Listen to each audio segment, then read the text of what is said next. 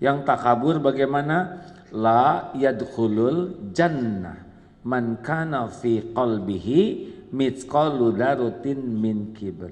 Tidak masuk surga orang yang di hatinya ada takabur walau sebesar zarah. Apa itu takabur? Ciri orang sombong dua, batarul haq wa ghamtun nas, menolak, mendustakan kebenaran dan menganggap remeh orang lain. Itu cirinya begitu.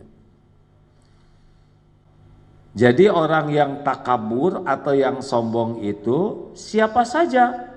Cirinya adalah dia tidak suka kepada kebenaran. Agama itu kebenaran. Orang yang tidak suka kepada agama, dalam Islam inna dina indallahil Islam, dia orang Islam, tidak suka ke majelis taklim, tidak suka belajar agama, tidak suka untuk memahami, itu sombong. Mau kaya, mau tidak kaya, mau miskin papa, asal tidak suka kepada agama, tidak suka kepada kebenaran, dia sombong.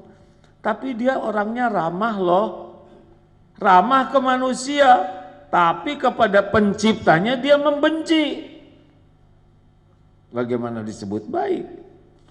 Dia penyayang binatang kok, ya ke binatang sayang. Kepada yang menciptakan, yang mengurusnya setiap saat, dia tidak mau mengakui. Nah, kebenaran itu adalah menentukan seseorang sombong atau tidak. Tapi ibu itu suka datang ke pengajian, tapi dia sombong. Berarti ibu yang sombong, ya enggak? Yang nganggap sombong. Enggak boleh seudon ke orang lain. Tidak semua langsung ke pengajian langsung berubah, ya.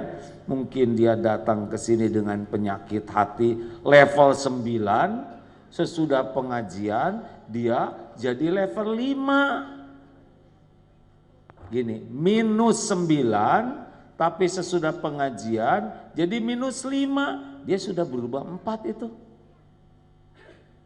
Daripada datang ke sini sudah plus 2, sesudah pengajian 2,01 segitu. Tapi itu jauh, alhamdulillah. Jadi orang udah datang ke pengajian itu udah bagus, asal nggak terlalu kepaksa, ya. Ini luar biasa loh Bu. Ibu-ibu kenapa mayoritas? Karena ibu-ibu kan ya. Maksud saya nggak kerja lah gitu ya. Ada yang kerja. Ini kenapa bapak-bapak kok ada yang kesini? Berarti bapak apa? Pemilik perusahaan, ya kan? Husnuzon alias pensiunan.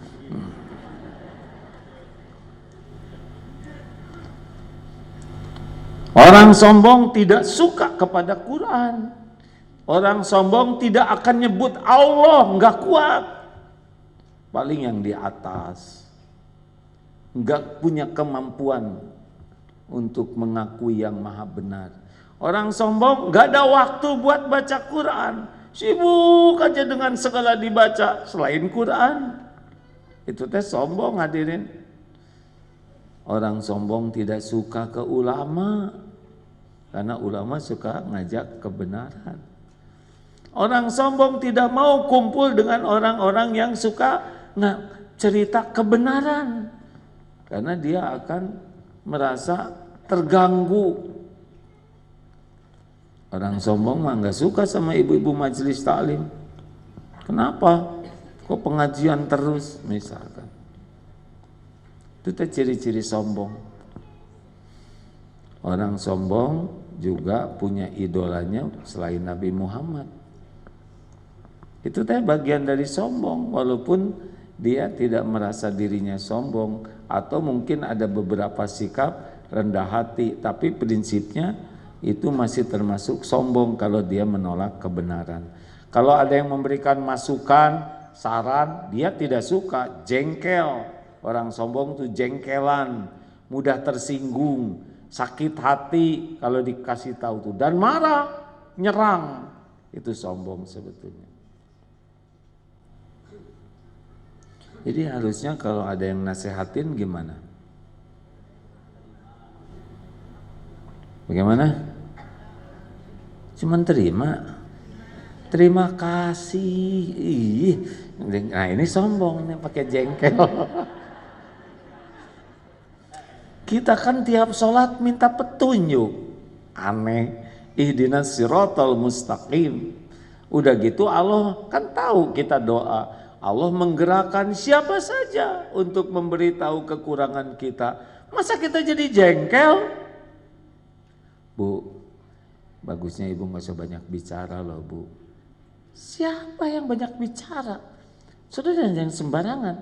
Saya dari tadi sampai sekarang saya diam terus. Sambil ngomong. Enak aja ngomong banyak bicara. Siapa yang banyak bicara? Panjenengan yang banyak bicara. Amit cebang bayi. Udah jelas dari tadi saya diam. Saya tuh gak suka banyak bicara tahu. Gak enak banyak bicara tuh. Terus saya ngomongnya. Karena orang yang berpenyakit hati itu nggak pernah ngaku dirinya berpenyakit. Nah, bagaimana orang supaya tidak? Oh, ciri kedua sombong itu adalah menganggap remeh orang lain. Atasan meremehkan bawahan. Padahal penting mana? Atasan atau bawahan?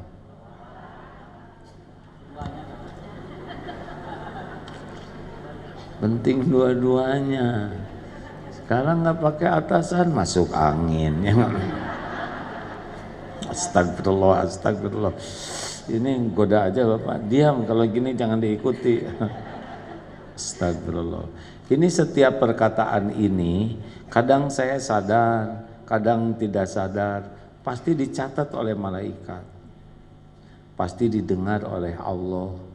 Dan pasti suatu saat nanti saya harus mempertanggungjawabkan kata-kata ini.